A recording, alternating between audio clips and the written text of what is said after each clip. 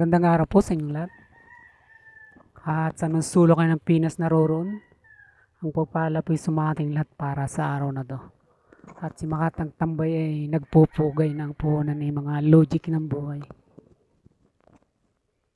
At ang atin pong munting kahilingan, pa-subscribe po kung bago ka pa lang. At yan po ay napakalaking tulong na sa atin pong napakaliit na himpilan Makatang Tambay po. Thank you, thank you. Nag-live ako naglo-loading to. Kaya bitin yung aking pagtalakay. Kaya ito, tuloy ko na lang dito sa gagawin kong video. Ito yung tungkol dun sa, kung merong makakapanood nito. Nilagyan ko ng title na di na maulit ng gobyerno ang ginawang pagdakip kay Senator Bato. Katulad ng ginawa nila kay dating Pangulong Duterte. At ito nga yung ating napansin dito. Lalong-lalo na nitong napakainit na nangyari dyan sa Senado. At ito nga kadahilanan, yung ginawa nilang pag-aresto kasama si Trillanes ng NBI kay Senator Bato na magtungo ito riyan. At siyempre halos alam din natin naman yung kadahilanan at mabuti na lamang at siya nakalusot at umabot sa ginawang botohan. Pero ang sinasabi natin dito, kaya ganyan yung ating naging title sa bidyong ito. Talagang iisa ang pattern na sa dahig nila ito dadalhin at katulad na kay PRRD, dapat di katulad din nun yung magiging proseso. Hindi yung ganitong ginawa nila kay Senator Bato, yung nangyari at nakita natin, narinig at napanood yun sa Senado. Yung NBI lang yung kasama ni Trillanes dito. At siya lang yung may hawak-hawak ng warrant of arrest na sabi nga niya galing sa ICC. At sa isang banda, sino ba naman siya? Para siya yung manguna. Bagamat may kasama siyang NBI agents dun, siya yung may daladala nung warrant of arrest. At dito, isang sarkastikong mga pagdadahilan pa nga yung kanyang sinabi na which is hindi naman nababagay. Sa ganoong pagkilos na maituturing natin isang masilang aksyon yun, pagkatapos ito lang yung sasabihin niyang alibay o kadahilanan kung bakit siya naroroon. Bagamat sabi nga wala naman siyang posisyon sa gobyerno. Hindi naman siya sheriff ng ICC. Biro mang kadahilanan niya napakababaw lamang. Nasabi nga niya tinugon lang daw niya yung gusto ni Senator Batol de la Rosa na sinabi nga na sumama pa siya sa dadakip dito. Parang yun yung kanyang pangutya pa rito. Na yung ba'y kung isipin natin sa isang matinong pag-iisip, bakit kailangan yun ang susugan mo? Ng isang pagkilos na talagang kung isipin na isang masilang bagay ito. Pero magpapakulong ka na naman at magpapatapo ng isang kapwa mo Pilipino sa korte ng ng dayuhang bansa. Hindi ba pagkatapos ito lang yung magiging dahilan niya? Nung meron pumuna sa kanya na kung bakit naroroon siya at siya yung may hawak ng warrant of arrest.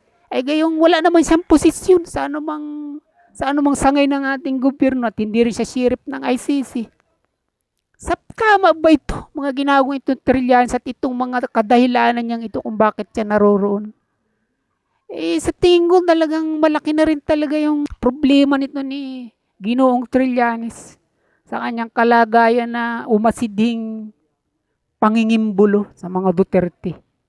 Ito yung ating napapasin dito at ito isang bagay na kumbaga nakabahala rin naman. Biro mong sa kanyang katalinuhan yan, di ba? Matalino si Trillanes at saka talagang may lakas ng loob. Ito rin yung ating napupuna sa kanya. Kaya lang, wala sa direksyon. At talagang hindi nararapat mga pagkilos. Yun yung kanyang mga ginagawa. Kaya nga't nung siya lumabas doon, gano'n lang pagmumura sa kanya ng mga rallyista doon, ng mga sumusuporta kay Senator Bato de la Rosa. Talagang hindi makain ng malunok ng aso. Ang mga murang inabot niya sa mga naroon sa labas na nagbibigay at nagpapakita ng suporta kay Senator Bato de la Rosa ng mga araw na yan, ng mga panahon na yan. At dito nga ang sinasabi natin, kaya hindi na nila maulit, alam nila na yung ginawa nila kay dating Pangulong Duterte, meron talaga sila ritong nalabag. At ngayon nag-aalatsamba sila na malay mo, makakuha nila si Senator Bato. Kumbaga dalawang bagay yung kanila ritong napunan. Hindi na ito nakaboto para sa bagong pamunuan ng Senado. At siyempre magiging 12 na lamang ito sa halip na 13. Naipakulong pa nila ito. Ganon yung nangyayari dito. At kaya natin sinasabi ito na isa lang na naman uling pambibigla o pambubulag sa mga kalaban nila sa politika ang gusto nilang gawin dito. Kasi nga kung talagang totoo, kung totoo man na may warrant of arrest na nagmumula sa ICC, hindi ito dapat nasa kamay lamang na katulad ni Trillanes. At ito yung nagbibida diyan sa mga interview sa mga media na pinakikita niya na talagang may warrant of arrest. Kaya sila umaakto ng ganun. O kaya ito dinadakip si Senator Bato de la Rosa. Sokdulang magkandarapa na nga ito sa hagdan. Parang yun yung kanyang pag-justify sa ginagawa nilang ito. Ang problema nito, kung totoo sana ito, bakit yung DILG mismo ang nagsabi? Si DILG Secretary Jun Bicrimulya na nung mga sandaling yun, nung nagkakagulo na nga ron, naroon mismo sa Senado na wala namang warrant of arrest at maging ang PNP. Itong kanilang spokesperson ay nagsabi rin itong Randolph Tuanyo na wala naman silang nahawakan o nakikita na warrant of arrest. Na kumbaga dapat group effort katulad ng ginawa nila kay dating Pangulong Duterte na naroon yung DILG, yung PNP, naroon ang DOJ Secretary. At kumpleto sila. Hindi ba? At kaya nga sinasabi natin na magkaiba itong ganilang pamamaraan na ginagawa sa pag-aresto sa dalawang ito. Kung saan yung gusto nila rito, biglain na naman. Biglain si Senator Bato de la Rosa. Gayong ito nga, hindi nga natin malamat matiyak kung itong hawak-hawak ni Trillanes na ito na tanging nasa kanya lang yung kopya ay totoo o piki lamang. Hindi naman tayong may sabi na walang warrant of arrest. Kaya kung tinanong mga ng media ang PNP, bakit hinayaan daw na tumakas si Bato? Ba't hindi silang humuli? Ito talaga ang trabaho nila. Ang humuli ng fugitive, ng puganti. At ang taas ang sagot nga ng PNP dito, no warrant, no arrest. Maliwanag ito. Ibig sabihin dito, ito na naman si Trillanes, talagang napalpak na naman. Kumilos na naman ng mga bagay na hindi mo naman talaga dapat inaasahan na talagang mapangas na hakbang itong ginawang ito. At pagkatapos ito, nagdulot ng malaking kaguluhan dyan sa Senado. At ang nangyayari pa, ang gusto pang sisihin ay yung bagong halal na Senate President. Sa una pa lang raw upo nito, kakaupo pa lang nito, kung saan siya yung pinuno ng Senado, ay filled na agad ito. Bagay kabiguan agad ang mga pinaggagawa nito. Talagang pinapakita na hindi ito maasahan kumpara nung dating ang nakaupo ay si Senator Tito Soto. Ganyan na yung mga narratives ngayon na mapanood at maririnig.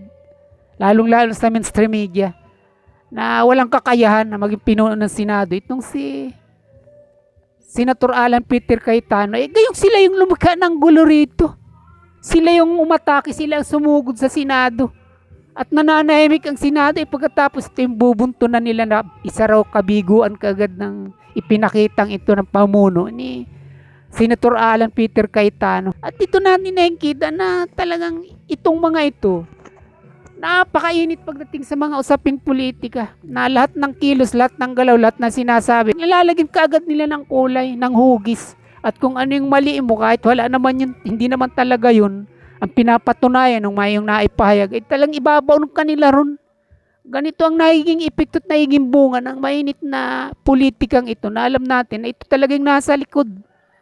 Nakakala mo yung mga pagpapanagot kuno dun sa mga pumatay ng mga inosenteng mga drug addicts ng panahon ni Duterte. Ito yung mga narratives nila. Accountability para sa pagnanakaw, paglustay ng confidential fund. Mga ganyan yung kanilang pinapalutang. At kagulat-gulat at katakataka.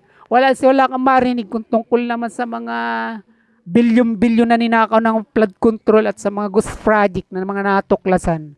Wala kang maririnig sa mga ito. Bilyon ang pinag-uusapan dito. At ngayon alam natin na ang isa rin sa mga factors kaya ayaw nila na mapalit ng gigigil sila dito kay Senator Alan Peter Cayetano. Dahil nga na malamang hindi ito magiging kasing lambot ni Tito Soto pagdating sa pag-iimbestiga sa pagnanakaw na nangyari dyan sa flood control. mga kabayan, mga kapinas ko. At itong pinangamba ng mga kawatan na ito sa nangyaring yan. At nagpapasalamat tayo na sana'y manatili na manindigan ko yung mga senador na bumuto at tumayo na bilang sila talaga yung mga mag-uupos ng mga maitim na hangarin na gustong magsulong nito para sa kanilang pagpapanatili sa pisto at kapangyarihan, mga kabayan, mga kapinas ko.